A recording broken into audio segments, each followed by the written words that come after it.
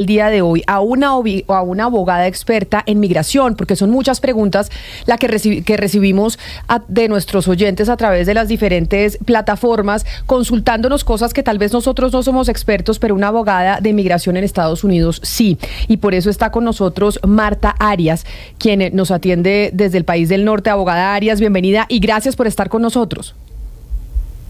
Muy buenos días, un saludo para usted y para todos sus oyentes. Es un placer para mí estar con ustedes. Pues abogada Arias, acá tenemos que hacer un servicio social porque hay muchos migrantes latinoamericanos con muchas dudas en estos momentos en los Estados Unidos sobre qué hacer, sobre su situación migratoria. Y entonces empiezo por preguntarle sobre los venezolanos que tenían este beneficio del TPS que estábamos explicando. Esos venezolanos que tenían ese beneficio después de la orden que dio el presidente Donald Trump, ¿qué tienen que hacer o qué deben hacer? Por ahora, lo primero que deben hacer es estar tranquilos, estar calmados. Déjame que le explico el alcance de esta decisión del gobierno. El TPS de los venezolanos está dividido en dos, uno que se emitió en el 2021 y otro en el 2023. El del 2021, las personas tienen estadía legal hasta abril de este año 2025 y el de 2023 tienen estadía hasta septiembre de este año 2025. El presidente Biden, antes de salir del poder, extendió el TPS de los venezolanos por 18 meses más hasta el año entrante 2026. ¿Qué fue lo que se revocó? Esa extensión. La extensión que hizo Biden antes de salir del poder fue lo que se revocó el día de ayer. El TPS todavía está válido, los que lo tienen hasta abril, los que lo tienen a septiembre, está válido. Pueden seguir trabajando, pueden seguir viviendo en los Estados Unidos. Fue la extensión lo que fue rechazado. Ahora, le podemos seguir, yo le explico qué alcance tiene lo de la extensión, pero esta es la realidad. Sí, señor Arias, justamente entonces es que ha habido un poco, no sé si de desinformación o de confusión, porque hay gente que dice que Donald Trump no eliminó el TPS, sino que lo que está eliminando es esa ampliación que se dio hasta el 2026. En este momento usted nos dice que hay TPS del 2021 y TPS del 2023. Es decir, si alguien que tiene TPS del 2021 nos está escuchando y alguien que tiene TPS del 2023, ¿cuál es su situación y entonces qué pasaría si se eliminó esa ampliación? ¿Me pregunta a mí o a la persona que...? No, a usted, abogada. Ok. ¿Qué pasaría? Lo que puede pasar es lo siguiente. Por ahora, entonces, los que tienen el TPS, sea que se les vence en abril o en septiembre, pueden seguir en los Estados Unidos, tienen su permiso de trabajo, siguen con ese estatus de protección temporal.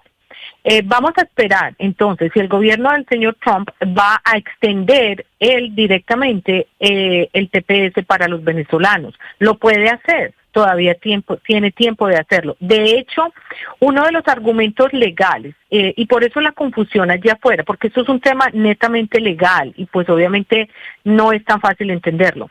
El tema legal es que el TPS tiene un periodo en el que se debe renovar. Usualmente son más o menos 30 o 45 días antes de que se venza, o sea, serían 30 o 45 días antes de abril o 30 o 45 días antes de septiembre para estos dos grupos. Entonces se renovó desde enero, antesito del presidente salir, creo que fue como enero 10, 15, algo así. Entonces fue prematuro. De la renovación del TPS de los venezolanos emitida por el señor Biden puede ser una renovación, una extensión prematura bajo la ley. ¿Qué lo podía hacer? De pronto sí, pero era prematura. Entonces vamos a esperar a ver si el señor Trump lo renueva dentro de los términos de la ley, que siempre es más cercano a la fecha del vencimiento. Eso es lo que podemos esperar. Ese es el positivismo que queremos transmitirle a los venezolanos en este momento, que hay una posibilidad de que el presidente lo extienda dentro de los términos de la regulación, que van a ser más cercanos a los términos de vencimiento de abril y septiembre. Bueno, queda muy claro entonces lo que usted explica con el tema de los TPS, abogada, pero sin duda alguna que el tema alrededor de la migración en los Estados Unidos es titular en todos los diarios a nivel internacional. Y yo quisiera preguntarle, como conocedora del derecho, ¿usted está preocupada por el actuar del ICE, del gobierno, frente a los colombianos, venezolanos, mexicanos? Sí, estoy preocupada, pero más que todo porque obviamente se crea un pánico, se crea una ansiedad en la población, se crea un miedo. De hecho, hoy viniendo hacia mi oficina, el tráfico estaba súper fácil, no como todos los días aquí en Miami, que es un poco pesado. Las tiendas, ayer por ejemplo, me contaban ciertas personas que hubo como un acuerdo de que los hispanoamericanos no visitaran a Walmart o no compraran en Walmart el día de ayer. Y tengo entendido que Walmart ayer básicamente que asustaba, no había muchas personas comprando. Entonces esto lo están haciendo como pues una medida porque todo el mundo tiene miedo, están ansiosos. Bueno, esa es una parte, pero la otra parte es los últimos 3 o 4 años no hubo un control en la frontera. Gústenos o no nos guste, debe haber control en la frontera, así como en Colombia lo debe haber, en cualquier país lo hay. Y no hubo mucho control, se entró muchas personas que tal vez no eran deseadas en este país, personas con convicciones criminales, personas con antecedentes penales un poquito cuestionables.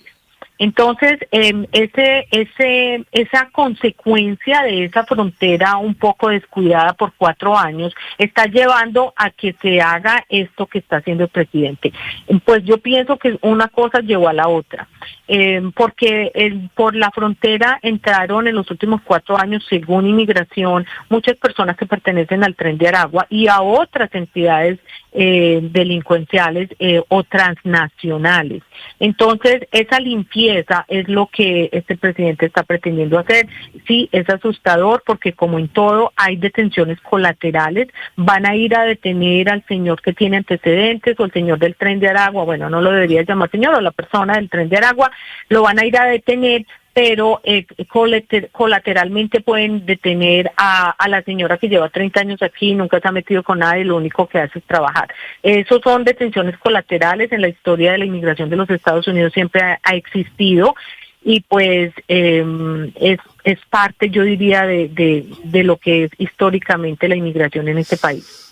Abogada Arias, ¿qué tanto usted que conoce de cerca los temas, los migrantes que llegan sin documentos abusan de estas figuras como el estatus de protección temporal, como la figura del asilo? Usted que tiene más conocimiento cercano de estos temas y de estas historias.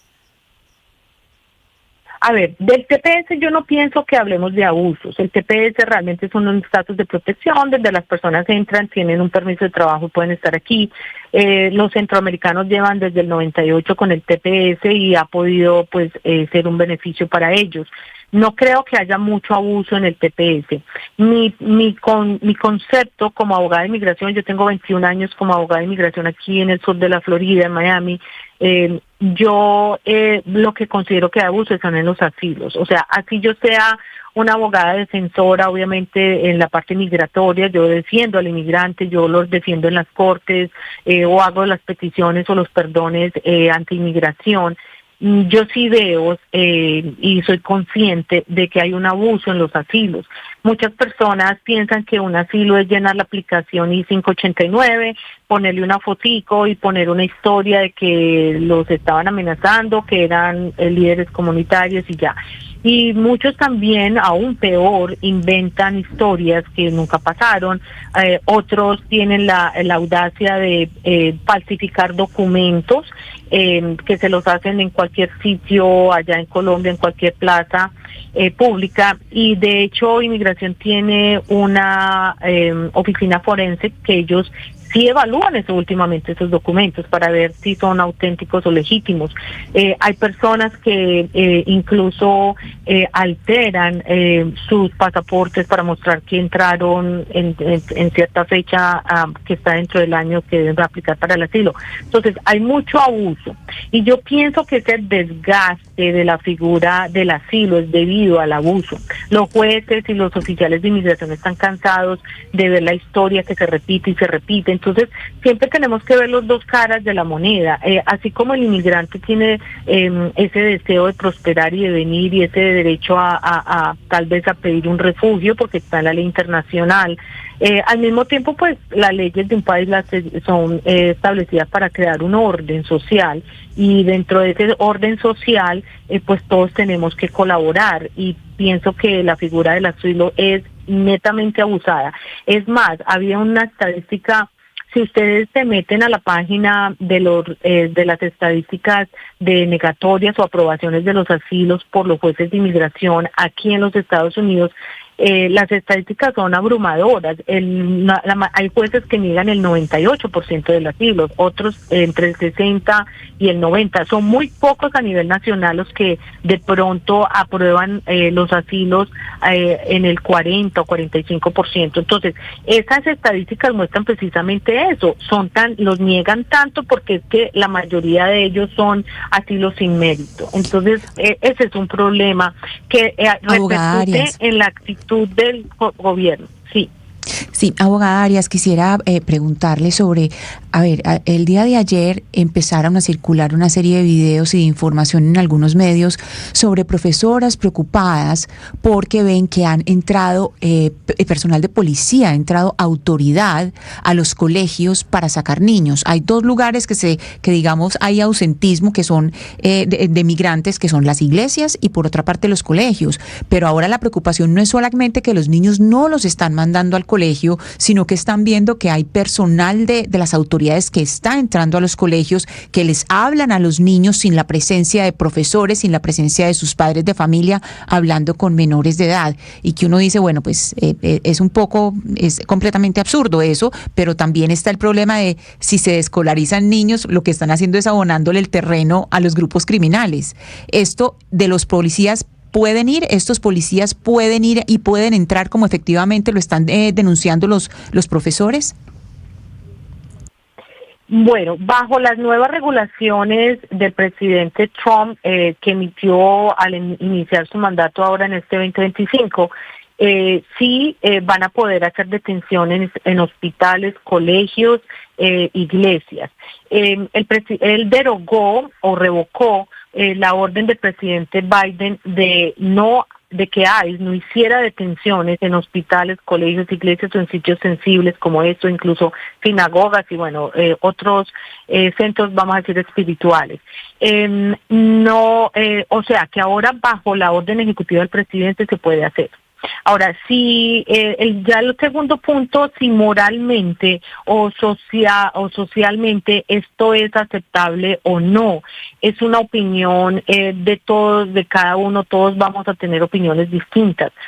Yo personalmente como abogada de inmigración, obviamente como madre y como también inmigrante, yo también soy colombiana y soy inmigrante, ya soy ciudadana americana, pero también soy inmigrante. Considero que no es justo, no es apropiado, no debería ser estas detenciones en los colegios o con los niños, porque gracias a Dios todavía la mayoría de los niños no tienen antecedentes penales. Digo gracias a Dios porque por ahí se han visto cositas en las noticias, pero no creo que sean los sitios donde se deben hacer las redadas o que deba ser el target o la mira. ¿Por qué? Pues porque es muy fácil coger al niño, es muy fácil asustarlo.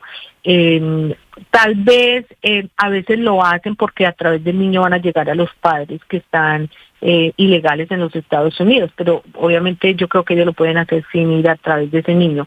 En esa parte yo estoy totalmente en contra. En los hospitales, mire, los hospitales tampoco es justo pues que una persona tenga que se presente a buscarlos, pero mi entender una de las razones por que ellos también están yendo a los hospitales es porque ustedes lo saben, hay este turismo de parto, ¿no? Gente que compra paquetes y viene a tener a sus hijos a los Estados Unidos para que sean ciudadanos americanos. Entonces, pues es fácil ir a los hospitales y preguntarle a la persona cuál es su estatus migratorio, sobre todo a las salas de maternidad, pues porque ahí van a poder coger un poco de personas que entraron con sus visas de turista a tener los hijos a través de este turismo de partos. Entonces, yo pienso que ahí otra vez van a caer justos por pecadores, porque yo pienso que lo que el gobierno quiere es acabar con ese turismo de tener hijos aquí. En las iglesias, todo esto es lo mismo, o sea, y yo pienso, esta es mi opinión, esto es muy personal, yo pienso que ahora al inicio de la presidencia del señor Trump, esto está pasando, tal vez también porque él quiere como sentar un precedente y poner el tono, esperemos que después esto baje un poco. Pues abogada Marta Arias, abogada de migración en Estados Unidos, muchas gracias por atendernos, por darnos, o sobre todo por darles a los oyentes que están conectados con nosotros desde allá y que pues tienen temor porque están con su situación migratoria no regularizada y no saben qué es lo que deberían hacer en estos momentos. Así que mil gracias por habernos dado estos minutos de su tiempo pues, para explicar y poder dar luces sobre qué es lo que deberían hacer en estos casos en donde hay unas políticas migratorias del nuevo gobierno mucho más estrictas. Feliz día para usted. Lo mismo para ustedes. Muchas gracias.